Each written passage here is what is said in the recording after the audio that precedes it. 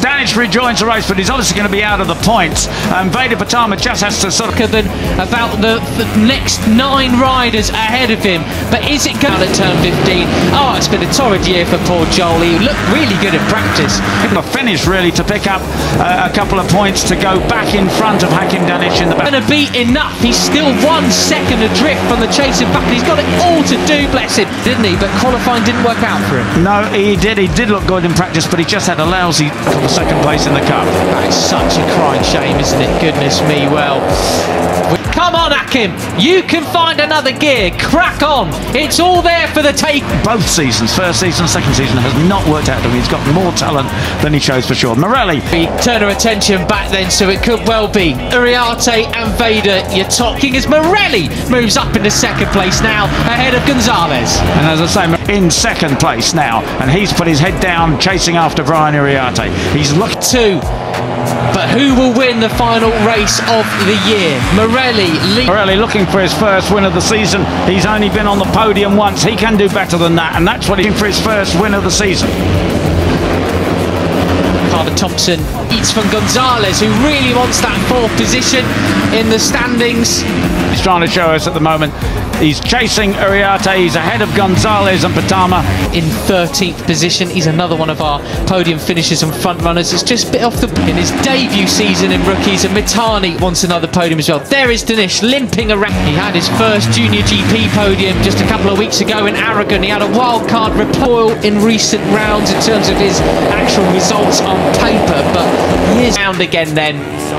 And it's something that that Marco Morelli said yesterday. Placement ride in the Moto3 World Championship as Veda goes bumper cars, which, you know, it has been consistently up there throughout the season, so would love to see. He said, you know, when you're aware that the guys around you are battling for the cup and you're not in the running, he said, Gonzalez! Yeah, he could see Brian and them getting away at the front, and he did more from him in these final 2 races. Right, there's still 11 laps remaining. You know, some part of you wants to say, okay, I better, you know, keep away from them. He said, but I doesn't want to let that happen. That was pretty hairy stuff, but they both got away from it, or away with it. It's time you think about, is somebody saving your tyres, that sort of thing. The Pirellis do last for things like that. He said, you've just got to race and not make any mistakes, and that's what he did superbly yet. But it's given an advantage to Uriarte and Morelli in front.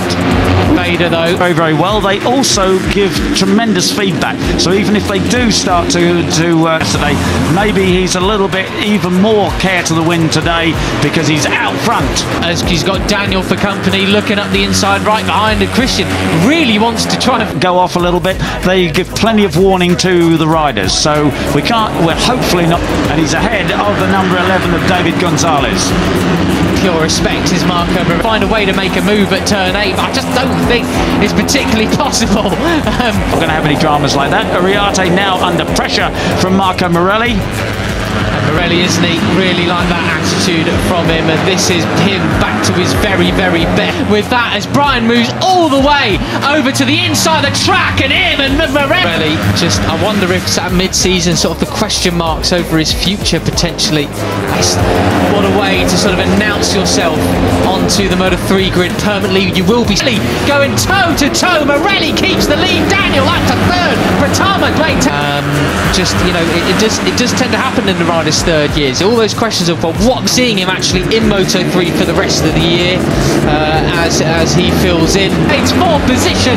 It's all on Peter. Penultimate lap time coming up. Gonzalez next. Could sort of play on their mind, but he's definitely back to his old self. Now he is as the number 90. I think he's 95 in Moto3 as well, but pushes Veda wide again.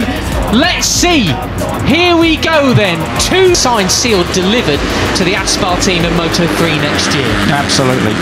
Absolutely. We've already seen him a couple of times, but we'll be seeing him permanently as well next year as well. Right. Laps left of this absolute thriller in Spielberg. Now, Brian's all ex-rookies in that squad, and it's great to see Marco Morelli join. We're into the second part of the race now, and Marco Morelli still has the advantage, but David Gonzalez looking for a win after the race yesterday that he knew he had something over Veda Pratama.